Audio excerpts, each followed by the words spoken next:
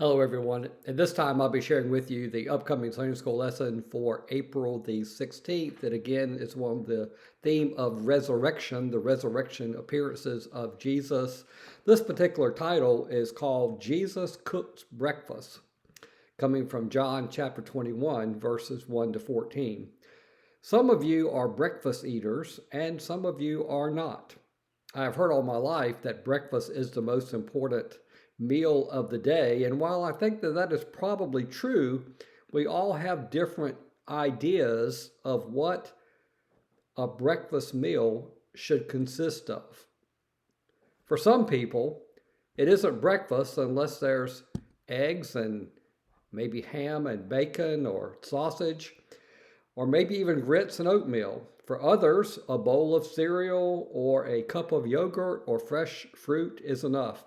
For some, breakfast must include coffee, and for others, they prefer some type of juice or milk or maybe just water. I seriously doubt, however, that fried or baked fish would be on your breakfast menu. As I shared in my sermon Sunday, there are 10 recorded resurrection appearances of Jesus. 5 happened on Resurrection Day, and the others happened within the next 40 days, meaning until the day of his ascension. The setting for this resurrection appearance was in Galilee, and on the edge of the Sea of Galilee, also called the Lake of Gennesaret. 7 disciples are present, and 5 of them are named, them being among the original 12, and then there are 2 that are unnamed. More than likely, all of these 7 followers of Jesus had been born and raised in Galilee, and were all experienced fishermen. Some wonder why they were fishing, and your learner's guide gives you some suggestions: boredom, necessity, or we just don't know. What I would like to share with you from these scriptures are 3 thoughts: the importance of the familiar, the meal, and who are you. First, the importance of the familiar. We go through life either depending upon the familiar or trying to avoid the familiar. Think about what is familiar to you. What has not changed in your life the last 10 years or so? Do you live in the same house? Do you work the same job? Have you the same spouse? Do you have the same level of income? Do you go to the same church? Do you hang around the same friends? If you answered yes to most or all of these questions, then you know the importance of the familiar. You are living in a comfort zone that fits you. In some ways, we are all creatures of habit, yet it could also be said that it is healthy to do that which is unfamiliar, to try new foods, to go to new places, to take a different job challenge, to learn a different language, to experience a different culture. Then again, sometimes we are shaken out of the familiar by a tragedy, a huge loss. And that is what had happened to these disciples. At least temporarily, their best friend had died, a friend they had depended upon. Now he was back, but only when he wanted to reveal himself to them. They faced the real possibility that one day soon he would be gone. What would they do then? We, like them, have a default mode. When we are uncertain about the next move in life, we default to something that is familiar. For these men, fishing was familiar. They were pros at fishing. They could fish almost blindfolded. They were in their familiar zone when Jesus appeared. Secondly, the meal, the breakfast meal. The meal was preceded by the catch. It was also a type of deja vu. This had happened before when they had been fishing all night and had caught nothing, and then at the command of Jesus, they cast their nets to the other side, and they bring in a catch that almost capsizes their boat. It was almost as if the fish were jumping into the boat. As we see here, they didn't recognize Jesus' voice or appearance at first.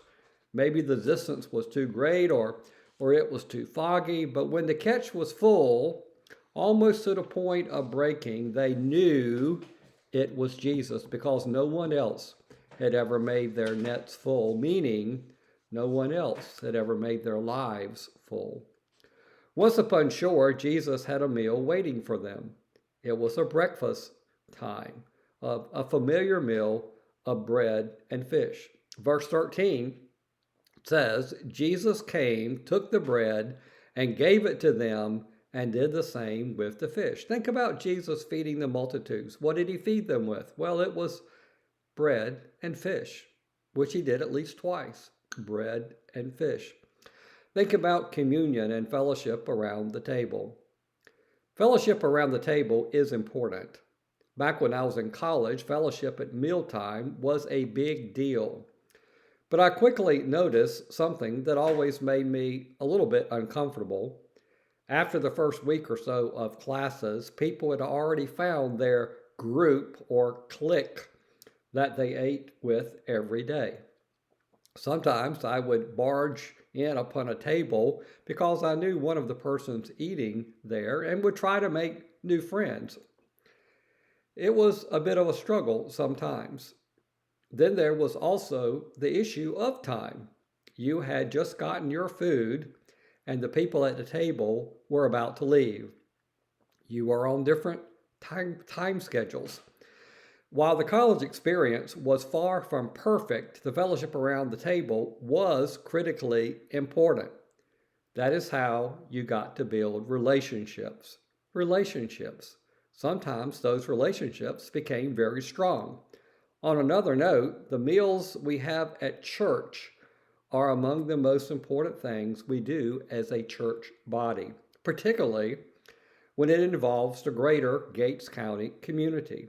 I thank our ladies and men who do the monthly seniors meal all the time. What a great ministry. The important part of the meal was that Jesus created it and Jesus invited. Salvation happens because Jesus created it and Jesus invites. We are to join him in kingdom living. Kingdom living is true fellowship.